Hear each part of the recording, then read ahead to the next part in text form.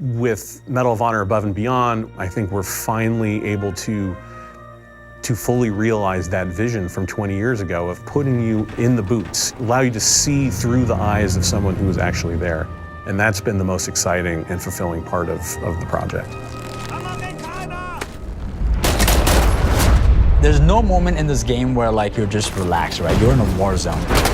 You are a member of the OSS, the Office of Strategic Services. That allows us to tell a story where the player gets to go to all these incredible places. VR adds such another level to it just because people want to naturally interact with things how they do in the real world. Whether you're inside a Sherman tank or at an airfield or sneaking into a Nazi sub base, the level of immersion is unprecedented. Through the power of VR, you're climbing a wall, you're pulling out your gun, you're catching a grenade in midair and throwing it back. Those are all things that you end up doing yourself. It's exciting and it's terrifying and it's fun and it's cool kind of helping create these experiences for people. We are making a game about the reality of World War II. So for us, the authenticity was everything. When you put that headset on, you feel like you're back in World War II era Europe. It's a very surreal experience to be there without being there.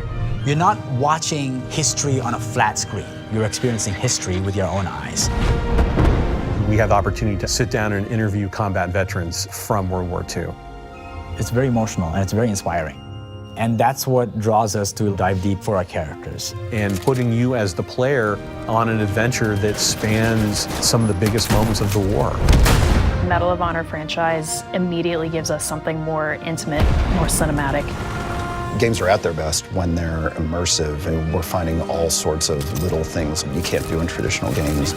Having the backing of Respawn and Oculus gives us the ability to push those boundaries in ways that it hasn't been pushed before. When you see someone play it, when they just kind of lose themselves into the game, it's been pretty impressive. If the game we're making ignites people's imaginations and illuminates the world, then we've accomplished what we set out to do.